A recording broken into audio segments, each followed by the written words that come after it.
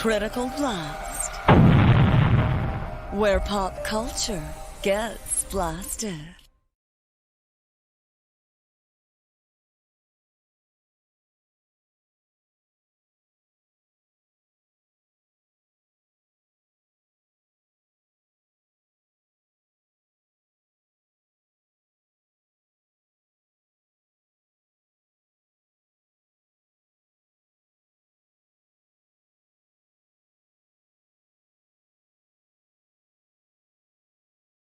And good evening, everybody. I am RJ Carter, Senior Managing Editor here at CriticalBlast.com. And tonight, we're not going to talk about crowdfunded comics. We're going to talk more of the pop culture aspect of comic books. Specifically, one of these Disney Plus shows that's not getting enough attention in my house, which is why I'm going to have to turn to an expert tonight. And with us, we have the marvelous Mr. Hoppe, the mastermind of Kitchener Con. How are you doing, sir? I'm doing quite well. And to let you know, it's Kitchener Comic Con because I didn't spend over 3,000 gazillion dollars on just Comic Con. You blew it, RJ. Oh my goodness gracious. Now the we're just lawyers, 30 seconds in. the lawyers are going to be sending out the D&C letters right away. Of course. So how you been, good sir? You been well? I've been fairly good. You know, I mean, you can't go wrong being locked in your basement for, a year and a half. So you're physically locked in your basement. Are you sure you're not serving time? I am serving time. I am a prisoner to something for a crime I'm sure I did not commit. Well, we're all prisoners of gravity one way or another, so I completely understand, and my heart goes out to you. Hopefully with serving, being, well behaved in your current confine of things, hopefully you'll get out sooner than later. I hope so. I had been spending money on streaming services. Oh, that's great. Apparently not the right ones. I went with, this Netflix, that they apparently have nothing to watch. Although you're an anime guy, right? Well, I like to think I'm animated, and I do follow the Japanese cartoons from time to time. As a matter of fact, I follow them so closely that I used to be, I don't want to say an employee, because that involves some sort of money, some form of, some form of exchange of funds. But, however, I used to work for one of the largest anime conventions in Canada, known as Anime North. I was their gaming coordinator that led to their gaming department head. So the thing is that, I know a little bit about the big eyes and small mouth genre. So okay, I've watched. And I've seen a couple of posts. I've been. Jesus, that's ancient, RJ. That's I know, really ancient. I've also watched Battle of the Planets. I was just gonna say that whenever you don't mention G-Force, Battle of the Planets. Oh my God! Remember Star Blazers? Remember Star Blazers? Never watched it. I remember it. Yeah, well, the funny thing is that, again, we're sort of dating ourselves here because that's where Japanese animation came from. And from there, the reinsurgence happened in the late 90s with such great title hits as Ghost in the Shell, Akira, Legend of the Overfiend, stuff like that. Dominion Tank Police, exactly. Great Demon kids Beast Invasion. Entertainment, exactly. Great children entertainment. Exactly. But, however, I say that to basically say that I'm not your anime guy. It's okay. Netflix. You're my comic guy. I know. You're my comic guy. but Netflix threw something at me, and I had just finished binging all 5 seasons of Gotham and was ready to start something new. Okay, all right. And over the last day and a half, I have binged almost the entirety of Death Note. And I'm not an anime guy, and now I want a Misa pillow. Are you watching Death Note, the live-action series, or Death Note, the anime series? The anime series.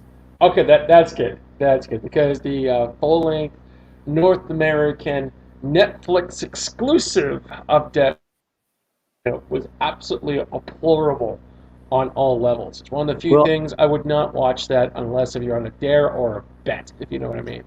I watched. I thought it was good for the first 22 episodes.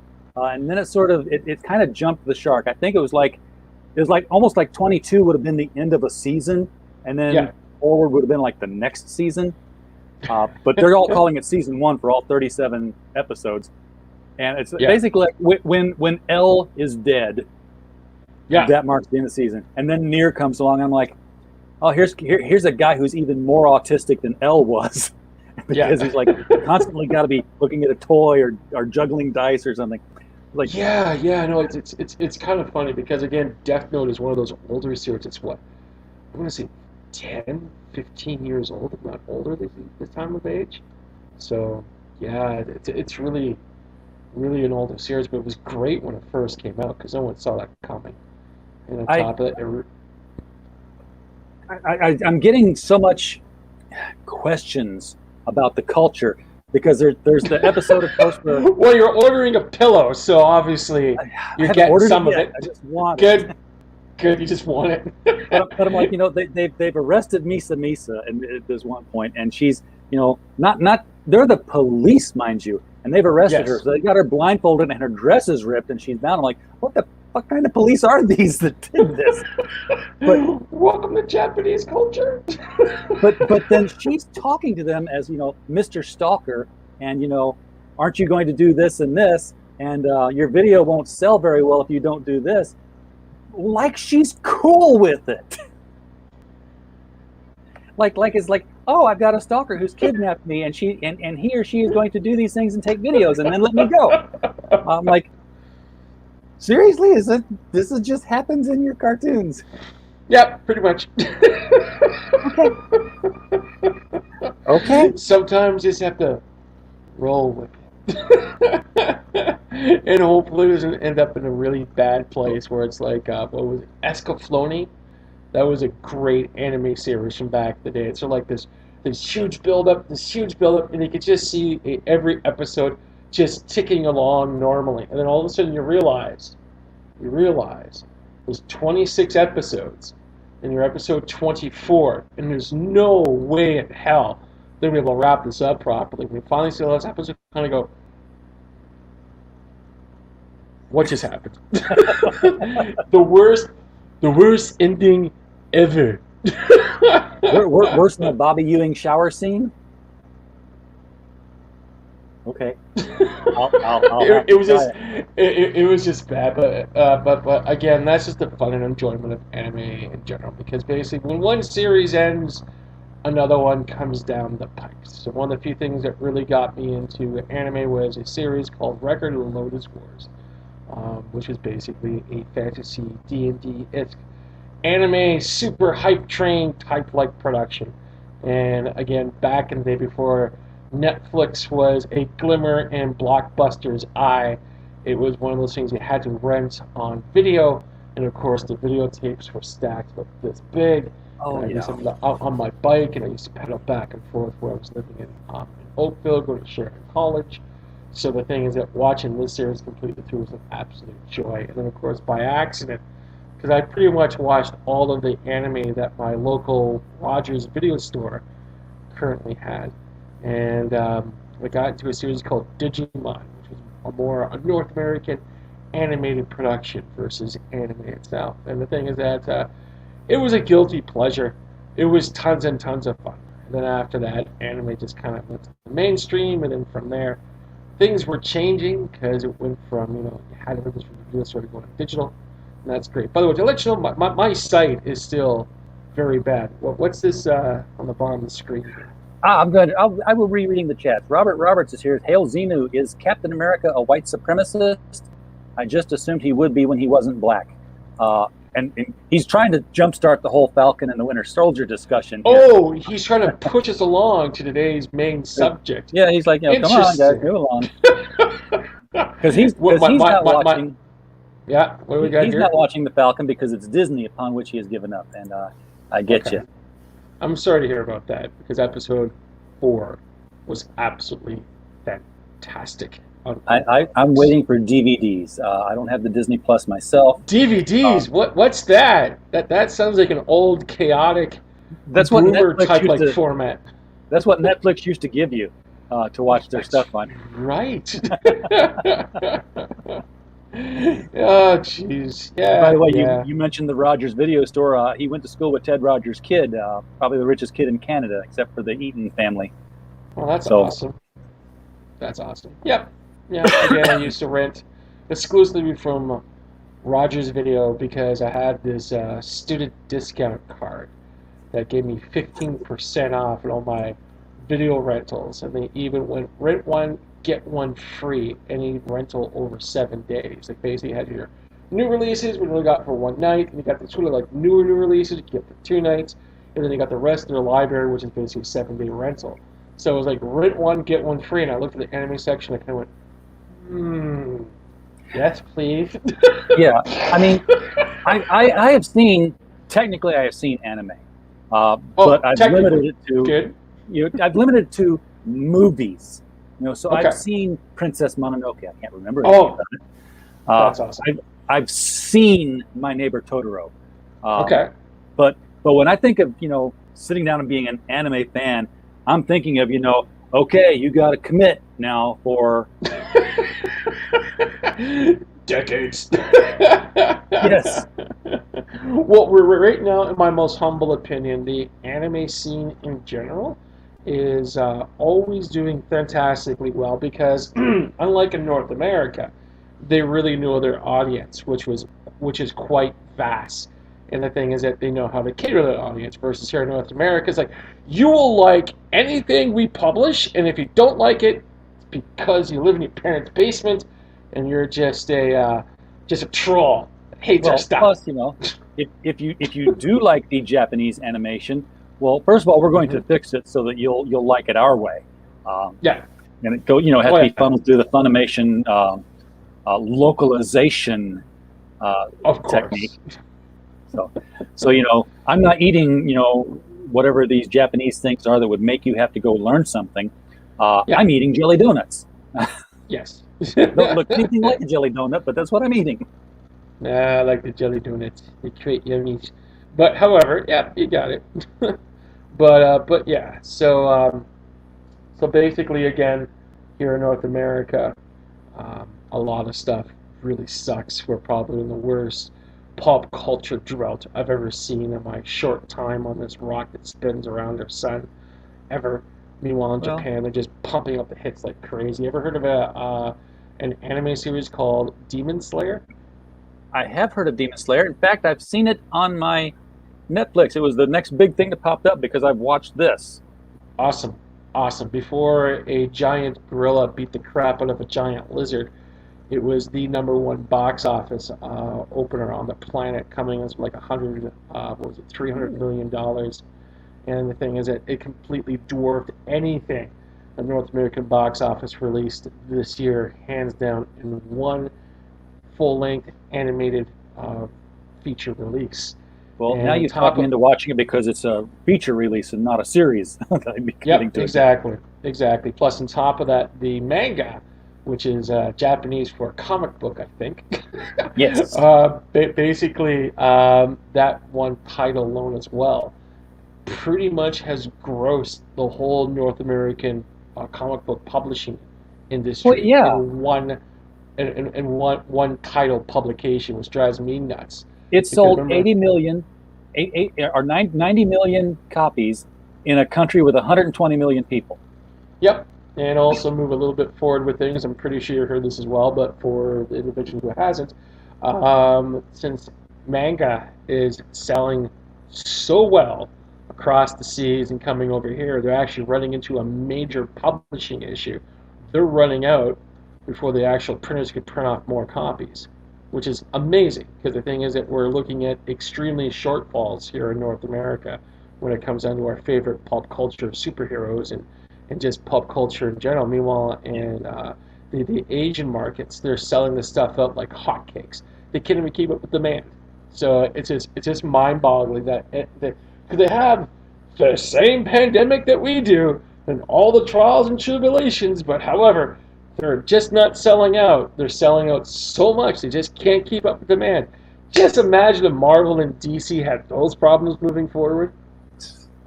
I don't think they want those problems. In fact, I think they're actively trying to kill themselves. Well, I think so too. And make it not look like suicide. Yeah, exactly, exactly. Well, one few questions I always had rolling in the old brain pan here is that there's an old adjective. You have to listen to the customers because if you don't, they're not going to buy your stuff. Okay, cool. That's usually part and partial within a free market, etc., etc., etc. So when it comes down to comic book stuff, I have to bear the question: who is the customers? It's an interesting question Ah, if you think about that. because there's Is so it many perspectives on that one. is it you and me, or and also the audience watching at home, and the thousands around the world? Or is it the comic book shops now? So if that's the case, then the thing is that our individual critiques, our individual gripes, doesn't matter Well, because we're not first the of all, customer. well, before you can figure out who the customer is, who's the seller? Well, Because exactly. it's a whole chain. I mean, if you ask, somebody like Tom King, his customer is DC Comics. They Yeah, bought the story from him, and DC, their customer is Diamond.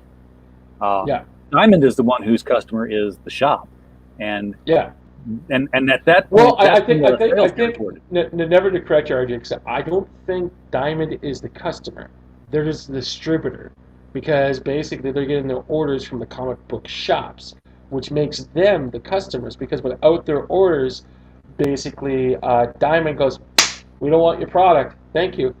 Oh, well, yeah, And yeah, and the big thing is that, but however, it used to be back in the day, and this is one of the few things that you could heed to, is that it used to be, hey, your comic book didn't sell too well. I'm returning the front cover and I'm getting a credit. Thank you very much. And then all of a sudden, when the direct market, they got rid of all of that. So the comic book shop is completely on the hook for buying and selling yeah, and all buying the three comic months in books. advance before they even know if there's a demand for it. Yep, exactly.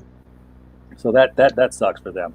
Uh, hmm that's all changing. That's all. There Oh, won't it be very a much diamond. is. There won't be a diamond a year from now. I Oh, mean, I think there always will be a diamond. It may be a little bit in the rough, yeah, it, but there'll always be a diamond somewhere. The same size, probably, it, probably it not. And the it'll be only reason different why, companies. yeah, for sure. And the only reason I'm saying that is I'm not quite sure if you remember your back history of comic book distributing, but back in the day, there used to be between, what the hell is it? Oh, tons of Six them. to yeah, it's 6 to 9 different distributing companies. As a Yeah. matter of fact, um, Marvel had its own distributing company called Multibook from back in the day, and to get Marvel comic and products, you had to order through Multibook.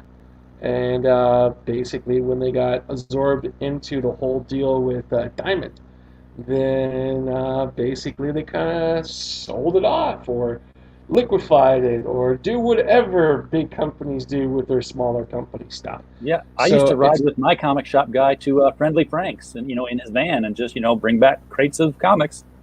yeah, yeah, That was his local distributor. and on But yeah, top of that, but Diamond itself will probably either go away or be like one warehouse handling Dynamite and some indies after a while, because yeah, IDW is going to be the next to pull out. yeah. I remember back in the day, I used to be a comic book publisher, dealing with Diamond, Capital, Multibook, um, Andromeda, a whole other host of different distributing companies. And I got out of it because I was following my second educational pursuits. And when I tried to get back in the game again, I was shocked and amazed. There was only one distributing company, which was Diamond. And it's like, Yep. holy crap! Talk about and kids, take a note of this. This is what happens when you only have one company running the whole industry. See, you Not too left it much and it fun. went to hell. You left it and it went to hell. They needed you there. You were the linchpin. Exactly. So, but it's Exactly. okay. There will always be Critical Blast Logistics. I almost said Critical Blast Distribution, but I've already named it, so I got to There stick you with it go. now. There you go. Uh, Contact the lawyers. Trademark that thing as quick as you oh, possibly can. we're already existing, man. We're getting ready to distribute comics, so Awesome. we're All going to right. be shipping out the crowdfunding stuff. Yeah, people are using us to fulfill their stuff, and we're going to have overstock, and we're going to contact comic shops and tell them about our overstock. And crowdfunded books are going to end up on retailer shelves. That's great. So And also, one of the few things, don't pull a Richard C. Minor. and store all of your comic book stock on your second floor of your house, and then realize that everything's buckling in because no one counted for the weight. Yeah. When I heard that story, I laughed and I laughed and I laughed because it's like I'm I'm Richard Zach, your boy Meyer, and it's like, all right, I didn't realize comic books are so heavy. What? And they're on my second floor of my house, and I had to fix the house. Yeah. I didn't know he had that many of them. I'm like, how many comic books does it take to do that? Well, the thing is that if you look at all of Meyer's GoFundMe campaigns, Kickstarters, and this and that and that and this, he's published a lot of titles. And one of the few things about being a comic book publisher, if you can't, you have to basically print X number of issues, and if you don't sell them, you're stuck with them. Unless, Yeah. if, of course, you basically don't have a bonfire in your backyard and burn the books for warmth, what they That's should my have done in book. Texas. That's my book. Which they should have done in Texas when it got really, really cold. But however, Yeah. um, Well, he can't put him in his basement in Texas because he's in Texas. They don't make basements in Texas. this is And true. and if I wouldn't put him in my basement unless I had him on wire, rack shelving, because in the Midwest, our basements flood sometimes. Mine never has, but it would do it as soon as I started using it as a warehouse. Oh, of course. That's not going to happen. We're not doing that. Of course. Of course. And it's just really funny, the trials and tribulations of starting a publishing company. Speaking of books, Yes. before we get into the main event, I want to do Yes. an unboxing live on the air. That's awesome. Because What do you got? I got something last night. I'm going to say that. What have I got? I got my book. I got my chicken book. Oh, that's awesome. Where What is is this? my book? This is the chicken book. Oh, that's cool. This is the red rooster. So let Awesome. me see if I can't. Since I didn't pack my box cutter, we are opening it up live on screen. I may need a bigger window here. There we go. So, open says me, and inside is my book. It's a book. There he is. There he is. Oh. The full graphic novel. It's a very thick book, so this is not your the Walmart copy. Okay, that's good. It's got the gold. This is a gold seal printed on the front cover. Looks like I've Nice. got some stickers in the back here and a pack of cards. Nice. And looks like an ash can for something called the Saints, which I'm not even remotely aware of. Mm-hmm. So cool. I've got something to read now, and I don't have to get the other 2 issues. I bought the first 2 issues at Walmart. I can jump ahead in the book and take it from there. So, yay! It exists. It's real. It got fulfilled. It was very controversial, and it was a little bit late, but Awesome. it's done. It's out of the way. Now we can forget all of that. That's great. I still have some orders to fulfill once I get back home out of this wonderful place I'm currently in. Oh, how long are you going to be in there yet? Have they said when you can go home? Or? Well, the thing is that without giving too much away, He's not in prison, folks. No, I am not in prison. I'm not that stupid. Not that smart either, but not that stupid. But long story short, I'm waiting for some things to happen, and once they've taken place, then I might be released to go back home. But in the meantime, it's like it's really long and involved, and it's heartbreaking, and there's ups and lots of downs. And the thing is, I'm still going through a couple of downs, but I'm starting to get back up again. And it's beyond tough. And the thing is, at the same time, this is like real world type of stuff. It's not like fantasy comic stuff or anything else like that. And It's important stuff, and we're pulling for you. We've been missing you. I know you haven't been active for a while. Oh no, I've been really keeping to myself because I had to focus on myself. One of the few reasons why I wanted to do your show was to talk about Falcon and the Winter Soldier, just because episode 4 was just so amazing. I just couldn't Well, hold everything in. And on top of but that, before we can get to episode 4, I got to know what's going on in 1 and 3. I mean, where this is taking place obviously wait a at the minute, end. wait a second. Did you say 1 and 3? So you've seen 2 already? No, I haven't seen any of them. I meant to say 1 through 3. 1, 2, and 3. Okay, there we go. and any post credits of WandaVision that might have led into it as well. Yeah, I know. well, yeah. As far as I could tell, this is a pretty much solid production outside of WandaVision. So again, I'm watching the first episode of WandaVision right now, and I've got the ADD, so it's really hard to get through. And it's like, wow. Because the thing is, again, the first episode of Falcon and Winter Soldier was just so high octane, buddy cop, lethal weapon with superheroes, people flying around, the camera spinning, stuff like that. It was just awesome. Second episode, exposition, talking about what's happening in the world. Third episode, pretty much like the second episode. And the fourth episode, it kind of went, hold on for a second. Let's put this Marvel plot in things. And let's do things that people did not expect. And of course, things I've been griping about since the Marvel Cinematic Universe happened finally came into the forefront of things. And I was squealing like a little schoolgirl, just like an anime character. When all this stuff took place, like, oh my god, it's so awesome! Did blood fly out your nose or something? Or No, but I did spit out some of my diet ginger ale. It's like, oh my goodness gracious. It was just awesome.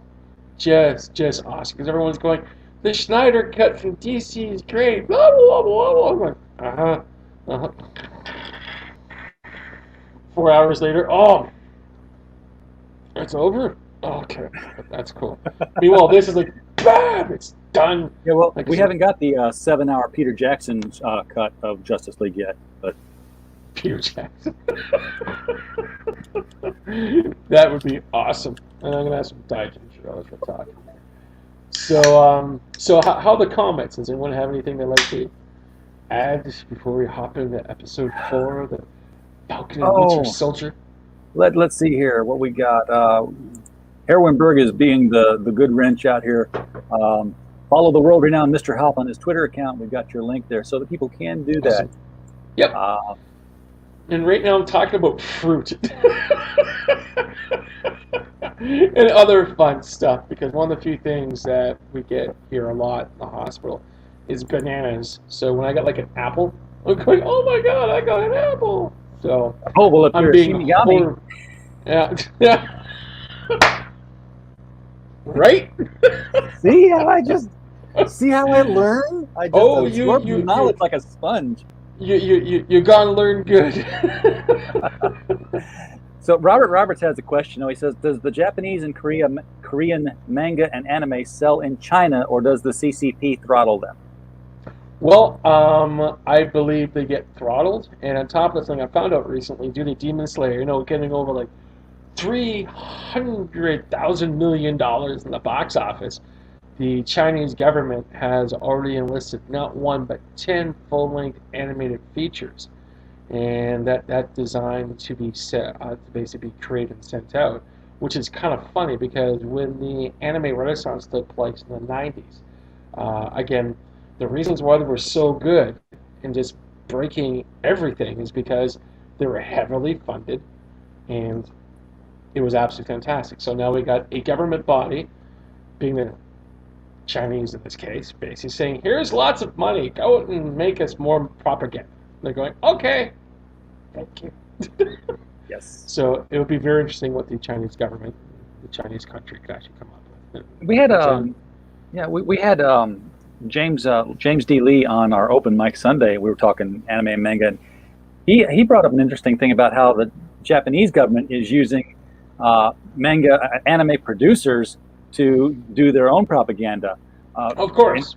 And his instance was that they're paying the producers to do more romantic anime. It's not like step in line, support the government, and buy bonds and all that kind of propaganda, but to make marriage and romance something to aspire to again, because there's been so much, career-oriented, goal-oriented kind of things that the population has dropped, and people aren't making babies. So they're like, let's make some more baby making manga and anime out here. It's called pornography. But don't tell the Australian government that, because they'll just go completely batsies and stuff. Oh. Yeah. Yeah. I don't know. It's just a They trial don't and like the tribulations. Yeah. But yeah, they've got that. But they want to show like people getting married and falling in love and That's and having the romance great. thing. And having full careers working at McDonald's. Yes, absolutely.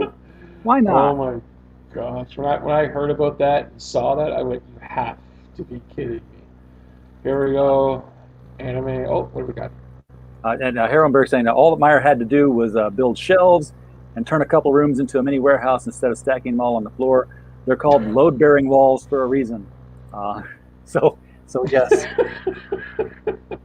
The trials and tribulations of starting a publishing company. Comic books have weight? Yes. I didn't know that. Oh. And I can only imagine his floor must have looked like the Beaver Bridge near me. There is a video on YouTube. There's a bridge, first of all, near me called the Beaver Bridge, and it goes over Beaver Lake in Arkansas. And it's a one lane and it's a suspension. So it's like you take your turns going across, and it's a long bridge. For these one lane bridges here, it's like 5 times as long as your country road one lane bridge here, with all this suspension cabling going up. And there's a video where a tour bus came through the country road that it should not have, and it got on the bridge, and everyone's just kind of like watching. They're taking these cell phone videos. See the bridge. The road underneath of it, just do one of these. If y'all just Google Beaver Lake Bridge tour bus, you'll see it. They had to shut the bridge down after that because they were like, do we need to inspect the bridge now to make sure it's good?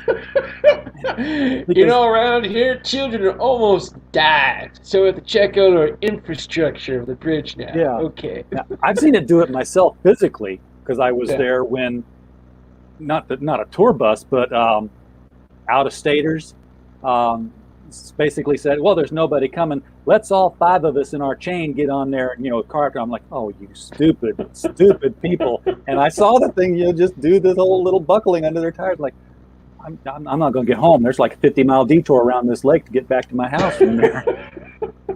It's the only way I can get home. Oh, goodness gracious. That's pretty craziness, man. Well, I hope no one dies on your bridge, because that would be a sucky day. And the next thing you know, they shut the bridge down, and the next thing you know, you gotta boot around 50 miles in one direction just to get out of your community. Plus, it scares the fish. Big splash like that, fishing's just ruined for the weekend. So, I will say this about Falcon and Winter Soldier. I've seen this really goopy-looking, simpy-faced Captain America, which is awesome. Because remember, he's John Walker, Captain America. The 1950s Captain America. 1950s? In the comics, I thought he was because I had this Captain America annual. Yeah.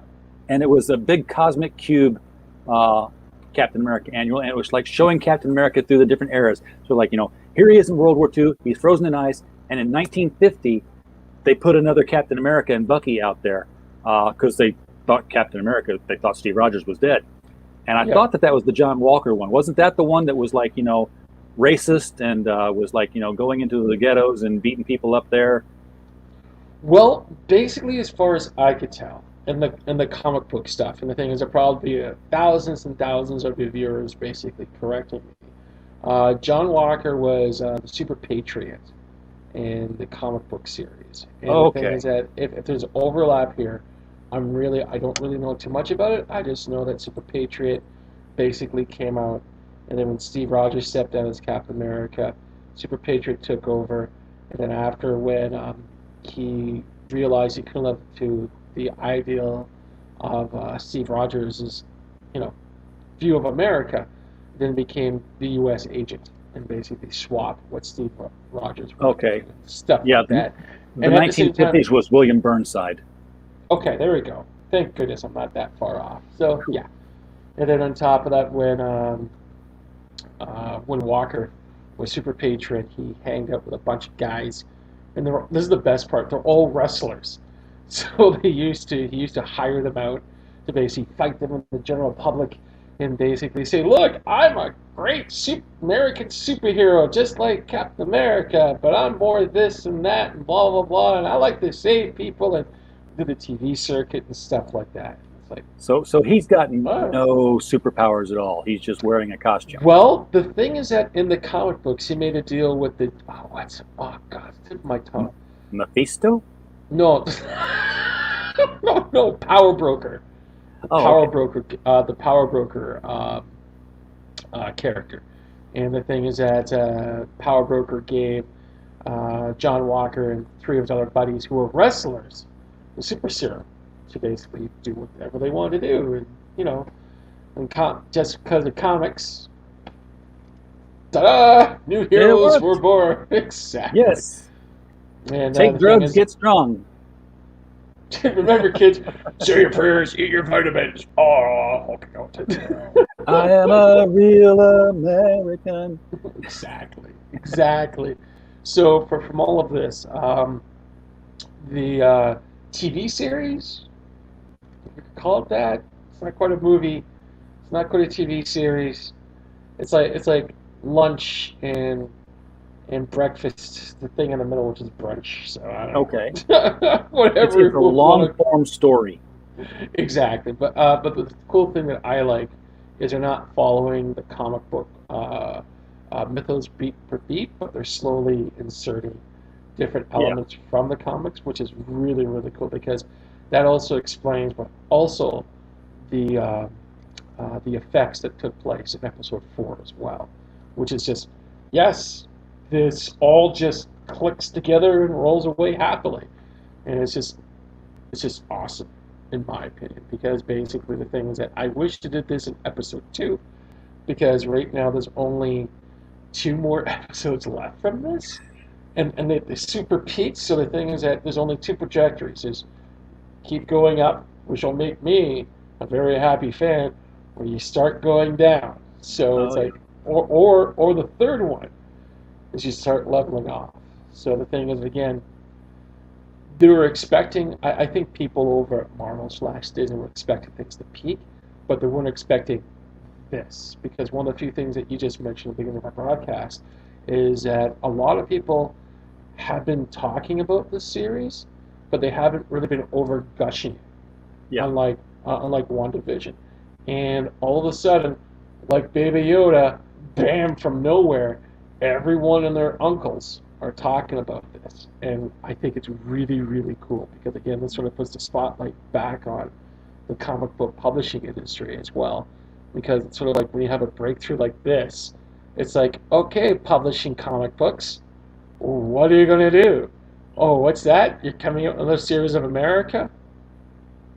Yeah, that was the thing I was going to say. Was that, yeah. So we've got a new Captain America in Falcon and Winter Soldier. How long he's going to last is debatable. I mean, it could be the fact that he's out by 2 more episodes. We'll see, but at the same time, what do we got? We got the United States of Captain America, where there's going to be all kinds of people just throwing on a costume and calling themselves Captain America, like it's a franchise, like McDonald's. Well, there's definitely that. One of the few things that you mentioned as well in this broadcast is that what Marvel decided to do at one point in time is experiment with the Captain America character and have that reflect on what America was at that time, thus embodiment of the Captain America character. And the thing is that one of the few things I've always liked about Marvel, especially with its characters, is that sometimes Marvel will do that just to have a reflection on how America is and how that reflects in the actual comics. And the thing is that for a while now, in my opinion, Marvel really hasn't been doing that because the whole Steve Rogers, a Hydra agent, didn't quite work over so well, and people just wanted to forget about it. And Well, when you got plus a character the puking up a cosmic cube from like nowhere, it's like, what? yeah, exactly. Well, the other thing is that in the 70s when Marvel wanted to show slices of America, um, they would have characters travel the country. You had your hard traveling heroes. You had Green Lantern and Green Arrow, basically doing a big buddy road Mm-hmm. trip for several issues and running into places here and there. Yeah. But now it's like well, let's show what America is really like. Well, what it's really like is full of white supremacists and racism and violence against Asians and like nobody's buying that comic. Nope. Except for the comic book stores. Well, yeah. Well, here's the thing about that too is that they're not buying as many. I mean, some are. I mean, some areas they're actually selling it. So it's Yeah. there's no there's no homogeneity across the entire country as far as what everything sells the same everywhere. But Yeah. if they overship a book, that counts as a sale. I confirmed that with Diamond PR. When they were talking about the big Iceman thing and the double shipping. It's like, so if they order 5 books and you ship them 10, what do you report as sold? 10. So Yep. Marvel could and sell don't- 1 million copies if they wanted. They just got to print them. And don't forget, the loopholing bastards over at Marvel said that Darth Vader was one of the best-selling comic books of all time. But one of the few things they kind of failed to mention is that Darth Vader was part of the Loot Crate aspect of things. And they could sell that book for 10 cents for, like, I don't know, 10,000 units. And those all basically come up as a sale. Yep. So basically, here's a question for you, RJ. I just noticed that it's 8:45. Are we going to do a full hour, or do you want to go a bit longer than that? We can go as long as you want to go. I could be here all night. I could do this all night. Mr. Hoppe, a week and a half ago, I got on here at 10 o'clock. It was Saturday morning. I got on here at 10 a.m. my time. Okay. I didn't get off until 10:30 p.m. Okay. I dig it. I did 12 12 and a half hours. hours. Yes, That's not it bad. is. That's not I bad. I did When I 12 was at the- distinct 1-hour shows. When I was part of the Knuckle Hit show, we had Draxel on, and we had a 7-hour interview. At the 6-hour, going, I'm done. I'm going to. I'm tapping out. I'm going to bed. Yeah, I'm an attention whore, but I'm going to bed. I'm done. Your roommate, Crumb, is about to break the internet. I'm not going to say why, but you can ask Crumb about it and get the skinny on that. But there's big doings going on, and Crumb's right there in the middle of it. Oh, really? Oh, goodness gracious. Well, I don't know. I wish Crumb the best with the show, and. What, are you going to get back to it? I mean, well, the big thing is I need time away and time Yeah. off from things. So the thing is that doing shows like this is not really a problem. Anything more dynamic than this, it's like, all right. don't overexert, obviously. Yeah, and the thing is that I have to really pay attention towards my body these days. And the thing is that if I'm overdoing it, it can lead to further complications. Yeah, Which could- you're talking me into ending the stream right now. Yeah, but I'm okay. I just Okay. can't do a once a week show. You know what I mean? I hear you. So basically, on the side of what Crumb's doing, can you give us a sneak peek of what's currently happening with them? Or I cannot because I don't want to ruin it for Crumb.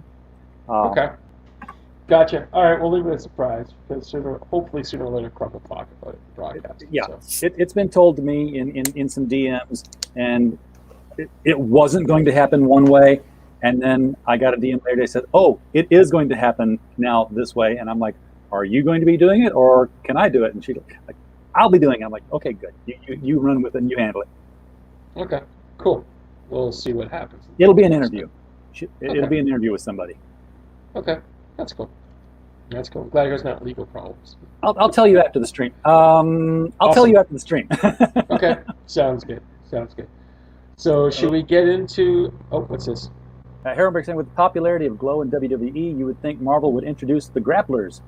Battle Axe, Cowgirl, Gladiatrix, Letha, Magilla, Pound Cake, Screaming Mimi, Sushi, Titania, all created by Power Broker. Yeah, that'd be cool.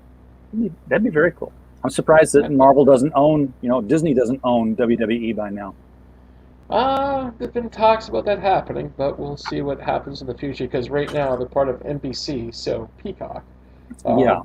Peacock is, giving you the tamest wrestling in the world right now. Oh, of course. And the way that I see it, what is it?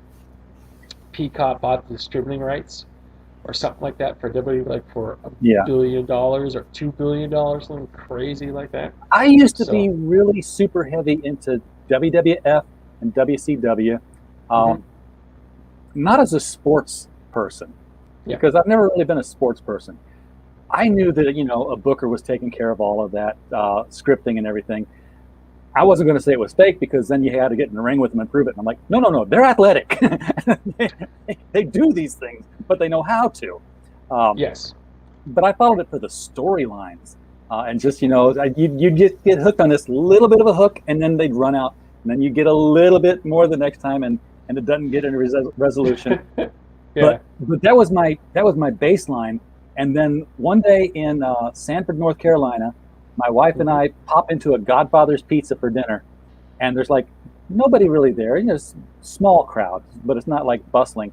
Big screen TV's on. We're doing the buffet, so just eat whatever you want and then leave.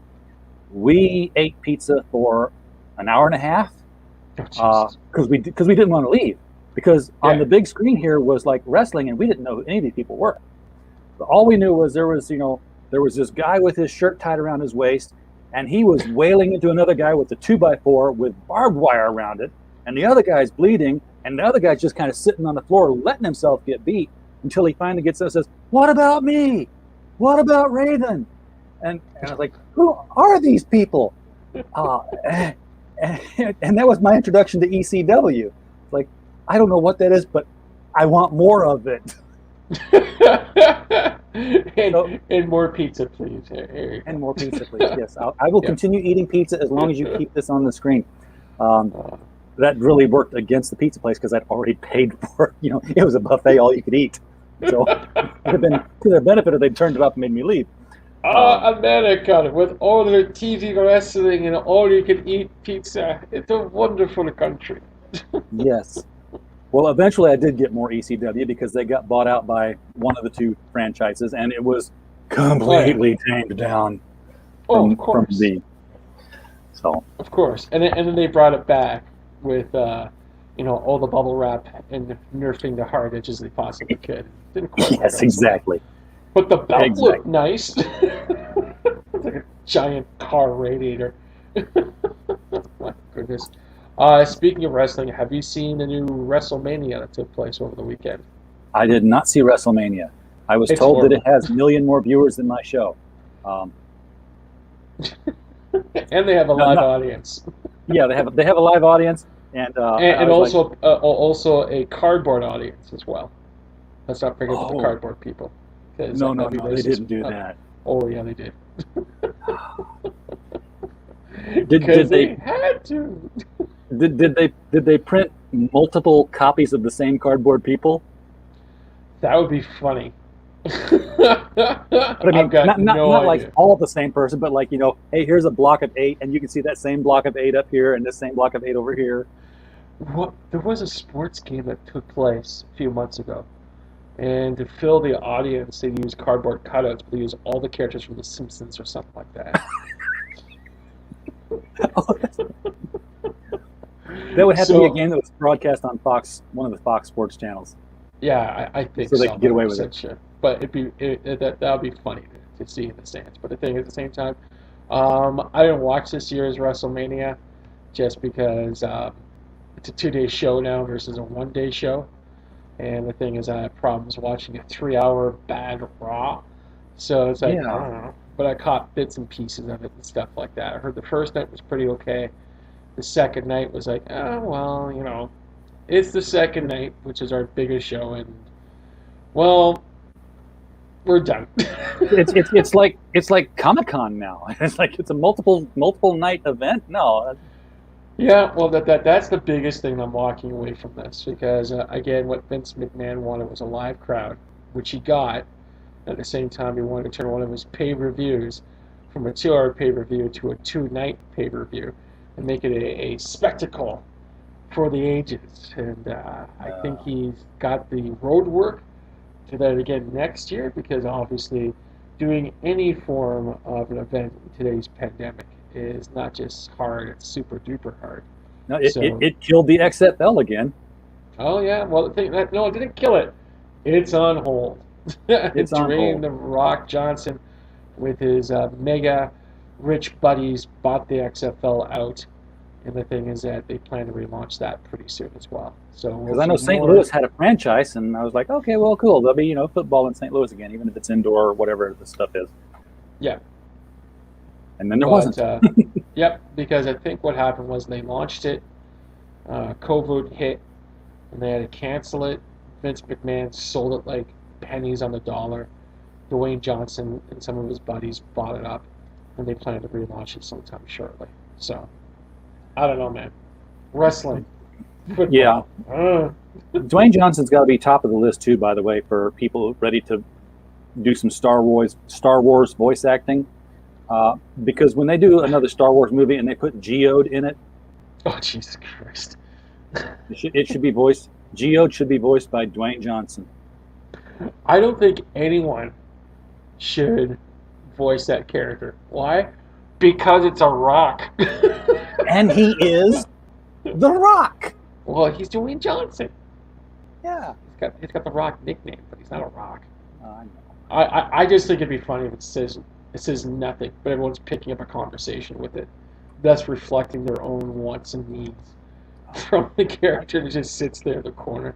I thought that was a joke. I thought that was like an internet meme. It's like, hey, look, here, they're such wooden, stony cutouts. Here's the new one. It's literally a rock, but that was real. I've been doing some thinking recently because I'm in this A dangerous pastime. Exactly. I really think there's really a double standard going on here.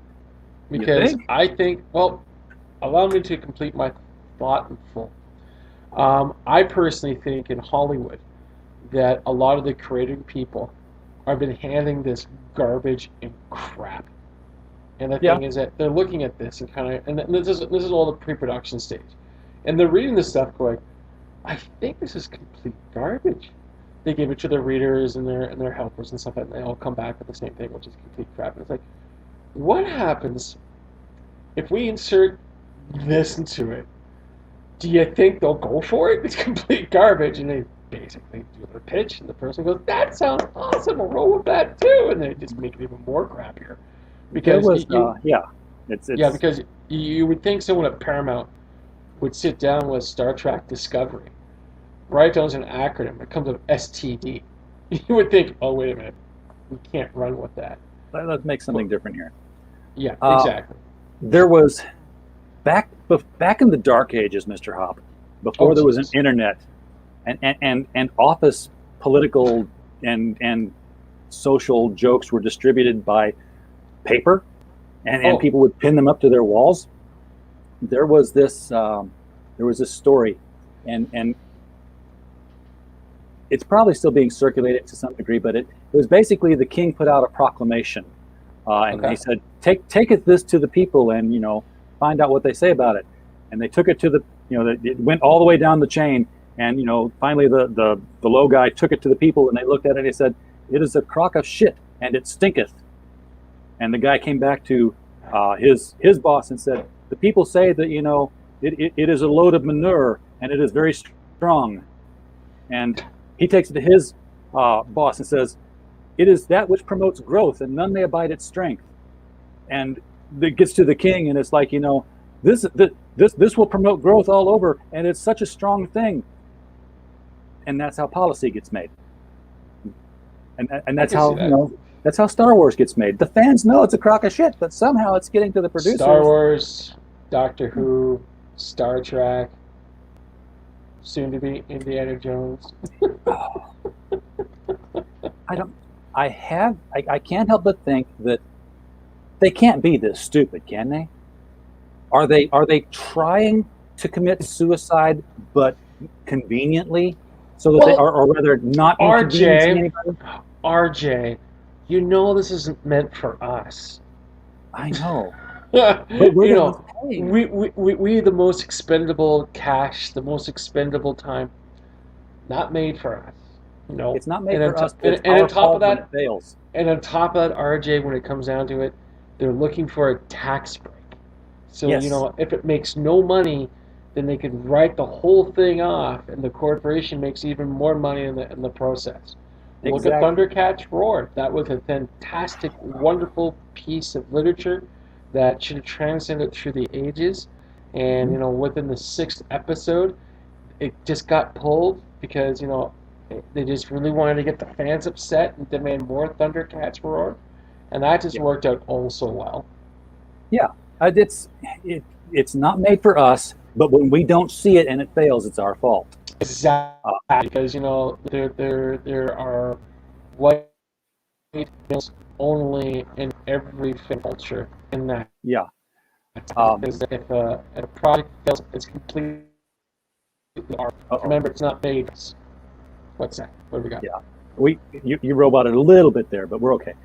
Yeah, when Oh, Teen okay. Titans Yeah. Go versus Teen Titans the movie, that whole thing came out on Cartoon Network. My kid stayed up and watched it. He was 11 at the time, and they put out the Okay. advertisement right there. Said, stay tuned after the show for special sneak preview of Thundercats Roar. He's like, hey, can I stay up and see that? I was like, yeah, you can, but let me show you this first. And I whipped out my phone and I pulled up original Thundercats episodes. I'm like, this is what it used to look like. And he looked at the phone and he looked at the screen, looked back and said, I don't want to watch that. That sucks. Before you mentioned your phone thing, I was going to say, RJ, I didn't know you were in a child abuse. Why would you supplicate your child to watching Thundercats Oh, Roar? What's no, wrong no, with no, you? no, no. Goodness gracious, sir. I, I let him make a choice. Oh, Uh, that's awesome. and he chose correctly. Hmm. Erberg says, RJ, it's not a game of telephone. These Hollywood types just want to please each other within their bubble. Yep. The only thing Yep. that CEOs might actually listen to would be plummeting stock prices. Well, Oh, we there's we've that coming. There's that coming. it's been coming with IDW for the last 5 years. Nobody cares. Oh yeah. Well, the thing is, it's IDW. IDW disappears tomorrow. I don't even But you know care. what? No, Every time I no. read an IDW book, Uh-huh. every time I buy an IDW book, First off, I'm sorry. All right, keep going on. it's some of the best stuff I've read. The Green Lantern Star Wars crossovers, loved those things. Those things should Awesome. have sold like crazy. Uh, Well, I'm being very facetious. Don't mind me at all. I don't mind you. I know. Awesome. Tomorrow, is it tomorrow? What is today? Is today Wednesday or Thursday? Uh, It's Tuesday. It's been a Tuesday. long week. Tomorrow And in it just comic started. shops, IDW, Joe Hill, Lock and Key, The Sandman crossover. Oh, that's I published the review today. Joe Hill is the second coming of Neil Gaiman. Sandman hasn't been this good since the first 12 issues that Neil Gaiman wrote. It's a perfect awesome. story. IDW does good work, but they are not selling it. No. And the biggest thing is that remember back in the 80s and the 90s when they had like a marketing team, they knew exactly how kids tick by the Mm-hmm. colors they use, by the actual by the names they gave their characters and stuff like that. It's kind of funny they don't have that these days. They just kind of like wing it. They get a couple of kids together from Tumblr. They sit down and say, what do the children like? They like blue-haired characters. All right. Yeah. Well, let's make this one Just go make us different. money on comic books. There we go. Yeah. Make this one a little bit of a different hairstyle. He won't have hair on one side of his head. Yeah, Uh, exactly. Yeah, yeah. Did he have brain surgery? No, he just likes it that way. that's Uh, right. It's just silly. And on top of that, the publishers are making their money because heaven forbids they're selling books out for what, $6 a piece? Yeah, 50% off the cover price to the comic book shops. They're making like of course. $3 a book. Costs them at least what was it, 80 cents to produce?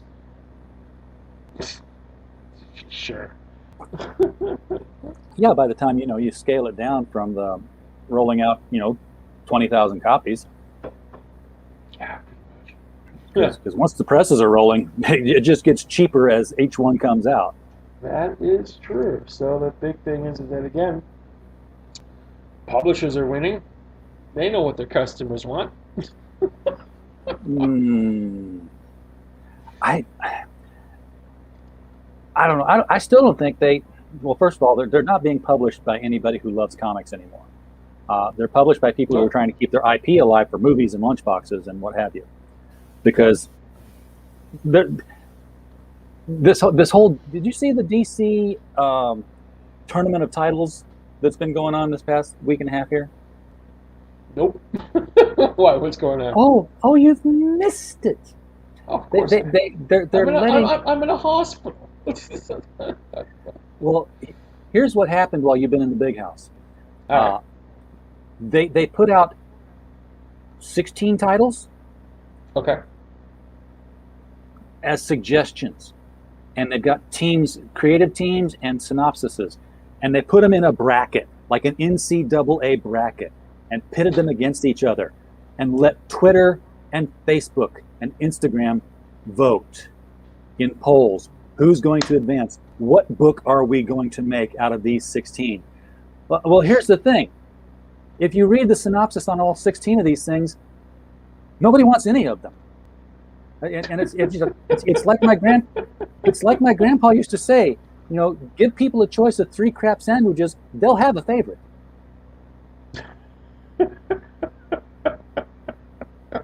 And of course, it's all still crap. Yeah, and it. Oh, you froze. Are you still there? I think we lost Mr. Hoppe right at the 1 hour mark. I bet he ran out of data on his plan. Oh, he's gone. He's gone. We're not going to get to talk about Robbins versus JLQ, which is okay. Mr. Hoppe, if you can hear me, you are a statue at the moment, which is okay. We will persevere for a moment, and then we'll wrap things up. I will take the moment to plug Critical Blast Logistics and let folks know that if you are crowdfunding and you want to find out about how to price your distribution, contact us on Twitter at Critical Blast, on Facebook at Critical Blast, or you can even email us at logistics@criticalblast.com, and we will help you price the shipping of your books. This is particularly handy if you are overseas and want to ship to America. We will help you get past that whole high cost of shipping hurdle so that it's no longer an impediment to your customers here in the U.S. If you're in the U.S. and you just want to spend your time making more books and not stuffing boxes, that's okay. Send it to us. We love stuffing boxes. We'll be happy to stuff your boxes for you and get them shipped out. Somebody clip that. I just said that we'll be happy to stuff your box. That's that's definitely going to be a clip that gets repeated somewhere. Mr. Hoppe is back with us now. Maybe. No, he's not. He's back in, but he's frozen again. So, Mr. Hoppe, I think the hospital has finally said you've used enough of their Wi-Fi, so they're not going to let you do it anymore, which is okay. We obviously wish you the best, and we hope you have a speedy recovery from whatever's going on there. And I think we'll just end it here. It's been a fun conversation. We go all over the place. Like Mr. Hoppe, I could have done this for another 2 hours probably and talked about a whole bunch of nothing. But Mr. Hoppe, if you can hear us, we're glad you came on. I will stick around for the after show in case you're able to pop back in. Everybody in the chat, so glad you made it here. We don't have a show without you. And as always, we just